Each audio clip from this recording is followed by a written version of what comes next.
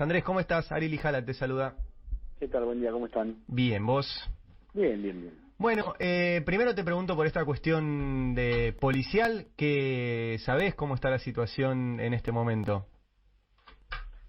Bueno, creo que hay un anuncio hecho en el día de ayer por el jefe de gabinete y el ministro de Seguridad, Sergio Berni, en el marco de lo que es un plan de seguridad integral para la provincia, anuncio que había comenzado el viernes pasado junto al presidente de la Nación, donde el gobernador planteó la necesidad de un refuerzo en la infraestructura general en materia de seguridad y también en ese plan que va a tener una presentación, el día jueves, entiendo, estaba contemplado el aumento salarial para la fuerza de seguridad. Bueno, en medio de esa situación se desarrolló este conflicto, pero nosotros entendemos que la decisión y la voluntad política está, que el atraso salarial de las fuerzas, como lamentablemente de muchos sectores del Estado provincial, es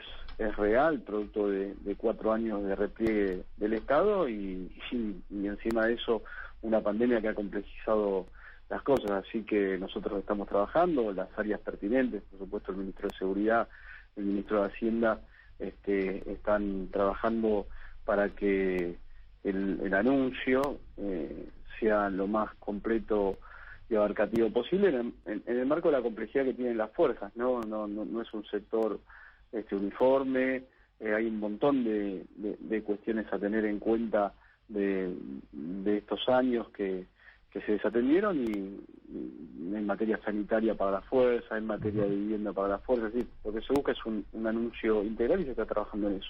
Bien, ¿y qué tenés una mirada más desde la política sobre el conflicto o fue una cuestión bien sectorizada desde lo salarial y desde las otras cuestiones estas que estás planteando? Nosotros creemos que hay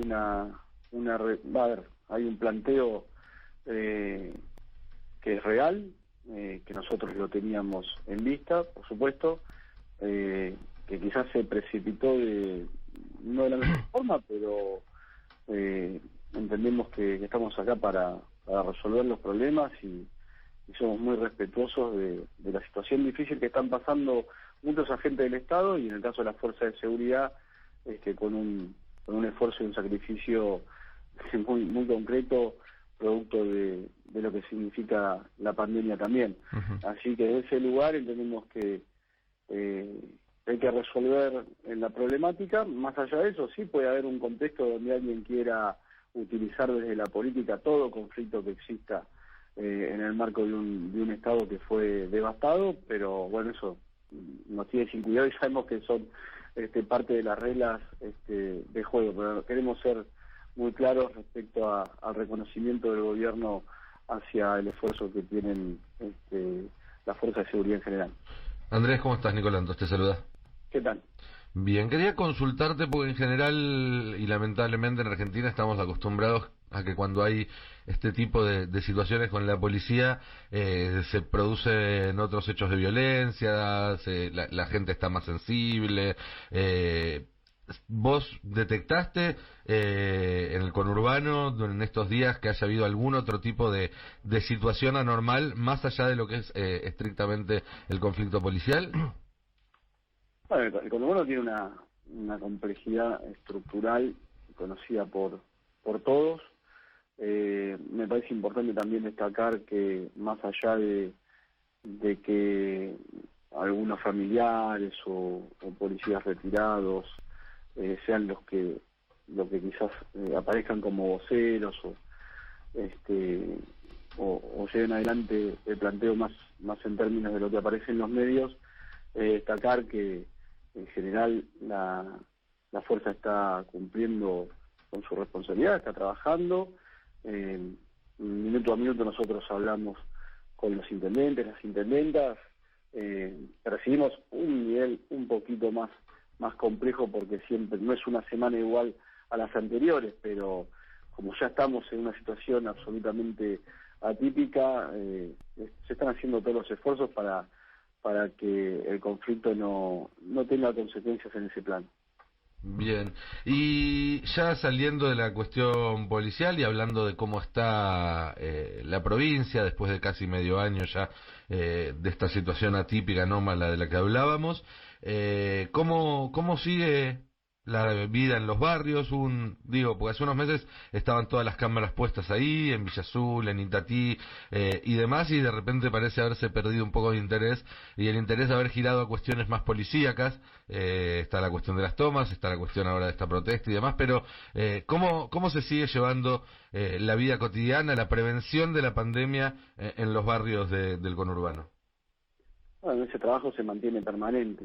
Al día de la fecha se han relevado en los barrios populares 250.000 viviendas, casi estamos llegando a 900.000 personas a quienes se le ha hecho la encuesta, ¿no?, del programa Detectar, y por supuesto sobre aquellas personas requeridas o consultadas, un porcentaje que en general es menor, ¿no? En los barrios populares, al contrario de lo que se piensa, la tendencia al contagio finalmente ha sido menor que en otros lugares.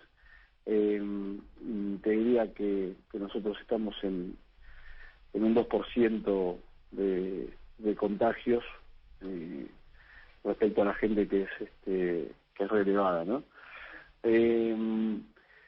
Pero sí se trabaja permanentemente. Quizás hoy ha salido de la agenda mediática esa tarea, pero el Ministerio de Salud y todas las áreas que complementamos esa tarea estamos día a día relevando la situación en los barrios, y te podría decir que a partir también del expertise que desarrollamos, de la experiencia que fue traumática al inicio, pero que rápidamente adquirimos, de alguna manera hemos tenido la capacidad de poder detectar y aislar rápidamente a aquellas personas que tienen contagios, sus vínculos estrechos. Se ha formado una cultura también que al principio no existía, y sobre todo en los barrios populares había como cierta subestimación o relajo, producto de que también hay otro conjunto de enfermedades cotidianas que quizás en los sectores medios no son tan comunes, y eso lleva a una cierta subestimación, pero finalmente se tomó una conciencia muy muy fuerte de lo que significa este virus, y creo que en ese sentido hay una tarea mancomunada con las organizaciones, con los intendentes, con todos los agentes de la salud, y toco madera, pero hoy entendemos que salimos de ese atolladero que tuvimos al inicio. Claro, que buen día, Lucía Rodríguez Bosch. ¿Qué tal? Bien, en cuanto al tema de las tomas puntualmente, ya hay un fallo de la Justicia de La Plata ordenando el desalojo de las tierras en Guernica. ¿Cuál es la situación en este momento y qué se viene haciendo desde el gobierno provincial también para descomprimir estas situaciones y mejorar, en definitiva, el acceso a la vivienda, que es un problema que aqueja a muchos bonaerenses y argentinos, obviamente? Sí, bueno, es importante aclarar que hay una causa, el juez ha definido la medida de desalojo. Eso para que la gente comprenda, tiene un protocolo establecido por la Corte Suprema en abril del 2019, que requiere un relevamiento, un análisis de quiénes son las personas que forman parte de la toma, por decirlo de alguna manera, y a partir de ese relevamiento se hace un plan que lo determina la justicia, ¿no? Los tiempos y las formas las determina el juez, y nosotros somos como ministerio y junto a otras áreas del Ejecutivo Provincial somos asistentes de las medidas que determine el juez. En la toma de Guernica estaba funcionando una mesa de articulación, de gestión entre el municipio, las áreas provinciales, y por supuesto los referentes naturales que están en el lugar, a partir de poder consensuar un mecanismo de articulación. En este caso lo que vamos a tener que por supuesto desarrollar conjuntamente es la tarea de desalojar el predio, porque así lo ha determinado la justicia. Eso no implica que la operativa sea de un minuto a otro, ¿no? Esto para que la gente comprenda, hay protocolos y los tiempos lo determina por supuesto el juez. Bien, Andrés, por último, con toda esta situación, ¿Qué mirada tenés sobre lo que hay que hacer respecto de la pandemia? Digo, porque los casos cada día son más, los fallecidos cada día son más, no solo en la provincia, ahora ya se fue a todo el país. ¿Pensás que las decisiones que se están tomando, y sobre todo en la Ciudad de Buenos Aires, que es esta apertura ya indiscriminada de casi todo, son correctas, que hay que cerrar, que hay que volver atrás?